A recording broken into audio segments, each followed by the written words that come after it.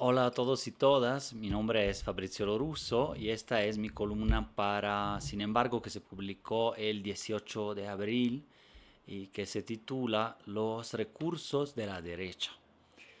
En las conclusiones del libro Historia mínima de las derechas en América Latina, publicado por el Colmex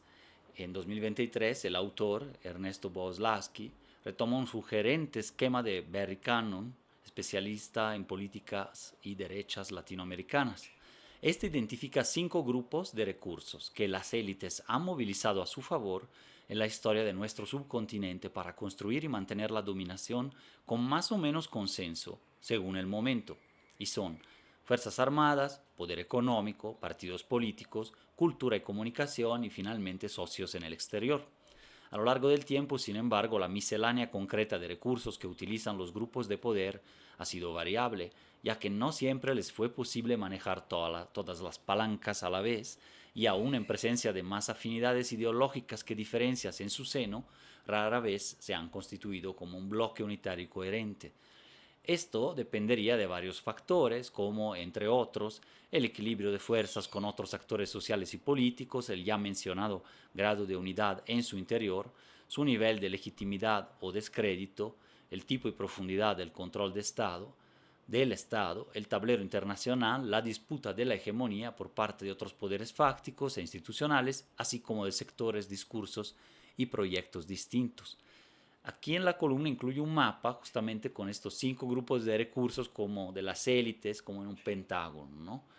Eh, Entiendo recursos del primero de las Fuerzas Armadas de manera amplia, ¿no? Como uso de la coerción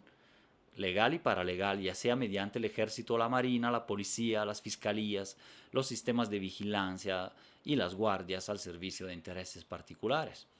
El poder económico significa, entre otras cosas, ingresos, pero sobre todo capitales, infraestructuras, finanzas, industria, concesiones, tierras, empresas, símbolos y redes de negocios o inversiones. El ámbito político no lo limitaría tan solo a la creación de partidos políticos representativos de los intereses elitistas, como hace Barry Cannon, es decir, esos intereses que son de una minoría selecta o rectora de la élite, sino que se expresa este ámbito también en fundaciones, clubes, organizaciones de sociedad civil, junto con el lawfare, esa guerra judicial, ¿no? Y la influencia sobre el propio poder judicial y las sentencias y otras esferas del Estado. El recurso de socios, alianzas y redes en el exterior debe de incluir, en mi opinión, agencias, actores políticos, lobbyistas, instituciones de todo tipo, partidos, financistas, iglesias, medios de comunicación, agentes del campo cultural, ¿no? Como las revistas, think tanks, hasta bandas mercenarias foráneas, entre otros. Eh, Sin pretensiones de exhaustividad, ¿no? En la esfera cultural y de los medios de comunicación se pueden considerar también la religión, la industria cinematográfica y editorial, las redes sociales digitales, la educación privada, más allá del control relativo o absoluto que las élites pudieran tener también sobre el sistema educativo de un país como tal. En el citado libro de la colección Historias mínimas del Colmex, estas categorías que resumía en la infografía de esta columna sirvieron al autor para cerrar la obra con un balance de las vicisitudes históricas latinoamericanas y con un ejercicio que resumo en un par de preguntas sobre el ayer y el hoy. ¿Cuáles de los 5 grupos de recursos a disposición de las élites fueron los más usados en un momento dado de la historia? ¿De cuáles de estos recursos pueden echar mano hoy las élites del bloque neoliberal y las derechas radicales en México para cumplir sus fines? Los regímenes oligárquicos de finales del siglo XIX, como el Porfiriato, el Estado Bello de Brasil, tenían a su alcance palancas y medios distintos respecto de la clase tecnocrática y neoliberal surgida, por ejemplo, en los 80 en México y Latinoamérica, al calor del consenso de Washington, o bien de los regímenes cívico-militares del Cono Sur una década antes, durante la Guerra Fría. El acceso y disponibilidad para algunas herramientas declinan, para otras crecen y difieren entre subgrupos oligárquicos. Sin embargo, a través de mezclas diferentes y cambiantes de recursos e instrumentos, en la mayoría de los países y de las épocas, los grupos de élite del espectro político de derecha han dominado la economía, la política y las narrativas, por encima y en perjuicio de otros sectores de la sociedad. En este sentido vemos como el PRIAN, la candidata Gálvez, los dinosaurios partidistas, Claudio X González, sus organizaciones civiles y la Marea Rosa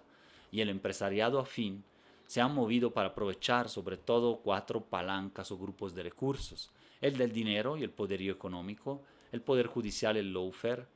sus socios y aliados en el exterior, especialmente Estados Unidos y España, algunos sectores de la iglesia y el mundillo de la cultura made in, nexos, letras libres, cada vez más descalificado,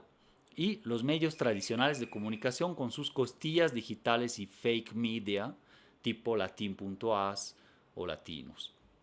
Me parece que este último elemento es el más poderoso todavía en manos de la élite conservadora decadente, aunque le siguen de cerca el Estado profundo y la guerra judicial, aparatos. Por ejemplo, gracias al control de la Suprema Corte como factores de resistencia al cambio y defensores de aquellos grupos antes hegemónicos. Pero a diferencia de antes, todos estos esfuerzos ya han perdido el monopolio discursivo y no logran conformar hegemonía, sino que son cada vez más cuestionados, ya no dominan ni suscitan aprobación. La pregunta sobre el hoy y los recursos de la élite sirve de brújula útil para interpretar el ajedrez de la política, sobre todo en periodos de campaña, cuando las piezas se mueven y se caen más frenéticamente. Ayudan a comprender mejor y contrastar acciones, comportamientos, estrategias, hasta verborreas, mentiras y guerras sucias en el contexto actual. Y especialmente en el campo de las derechas mexicanas, que fueron clase dirigente, aunque fuera con creces contestada, y que se presentan divididas en varios partidos y corrientes, del neoliberalismo progresista al conservador y a la derecha radical, pero unidas por adversarios comunes como el obradorismo, Morena y la 4T. Muchísimas gracias, nos escuchamos y vemos en la siguiente.